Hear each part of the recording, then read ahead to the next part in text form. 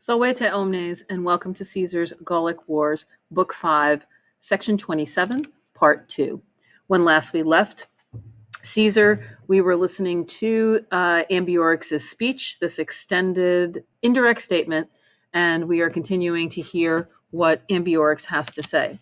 The last line that we talked about, he said that there had been his tribe was not able to resist because of the conspiracy of the Gauls.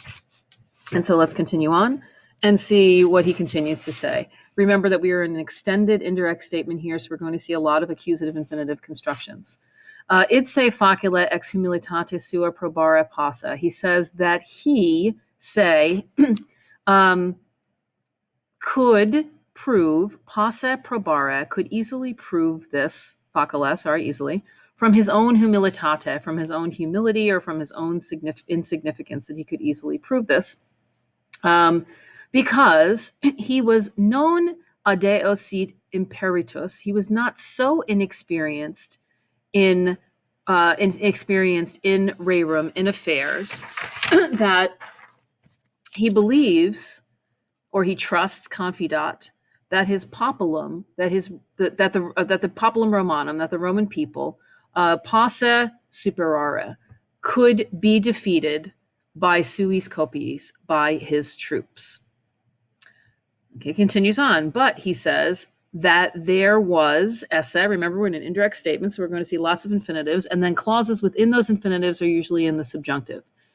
But he said that there was a commune concilium, there was a common plan of Gaul, okay, and that hunc diem dictum, that hunc diem dictum esse, that this day was fixed for oppugnandis omnibus hibernis Caesaris, for attacking oppugnandis, all of the hibernis, all of the winter quarters of Caesar.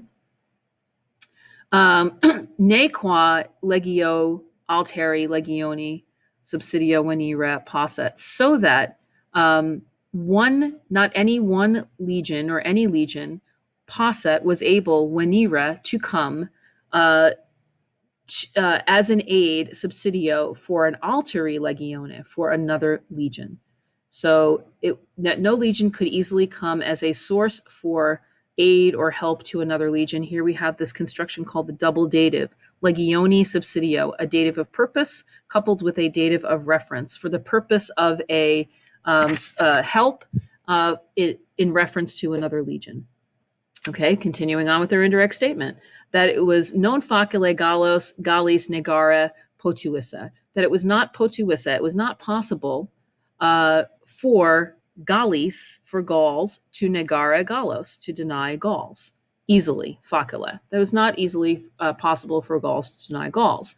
Praesertim, especially, and here we have a cum clause, cum de recuperanda comitate libertate concilium initum videre, especially or particularly since a plan, concilium, for recovering the communi libertate, for recovering common freedom, seemed to have been undertaken initum. Okay, so we have a cum clause here with an imperfect subjunctive, videretur, and then again we have a couple of gerunds in this clause.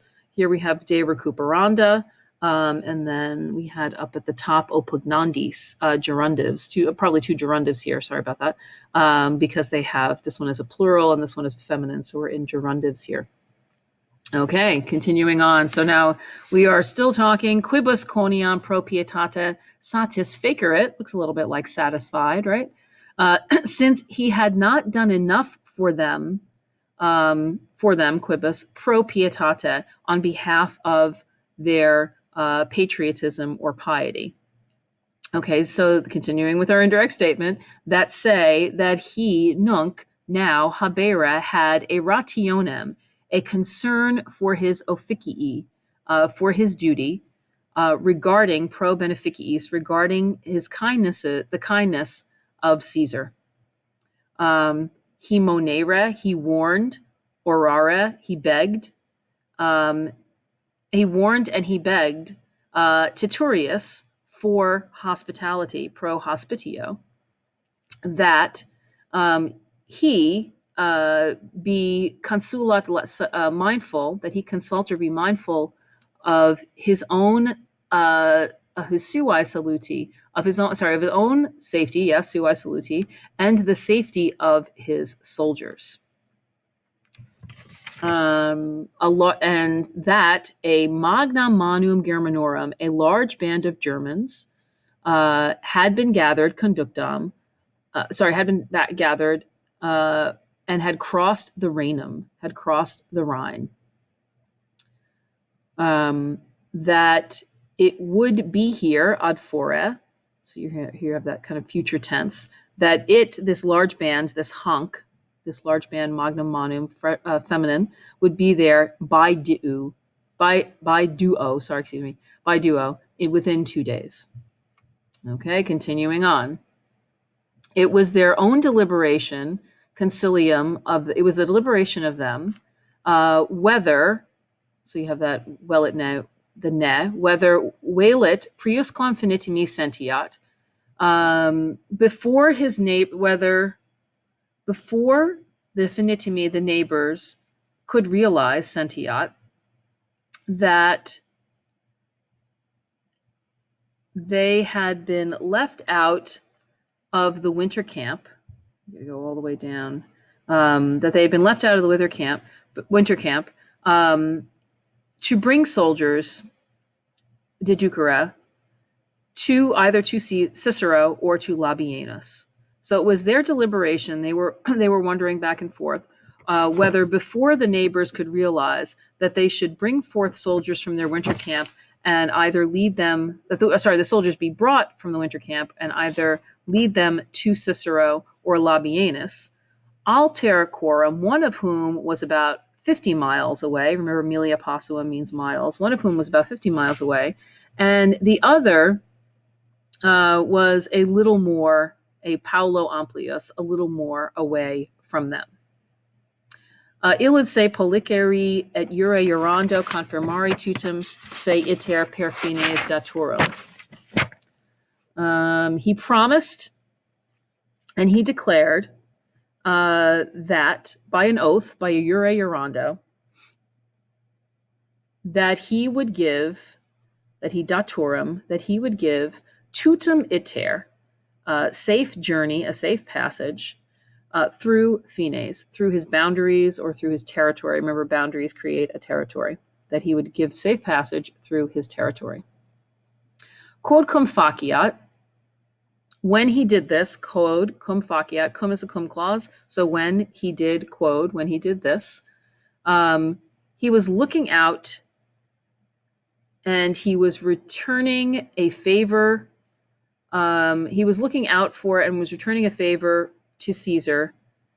He was looking out for his state, and he was returning a favor to Caesar. Referere gratiam, returning a favor to Caesar on behalf of his services,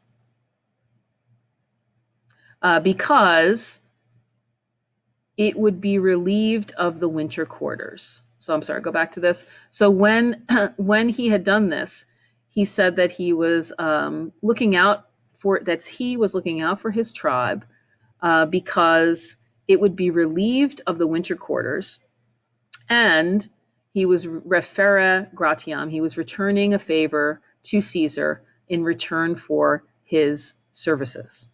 Hoc oratione habita.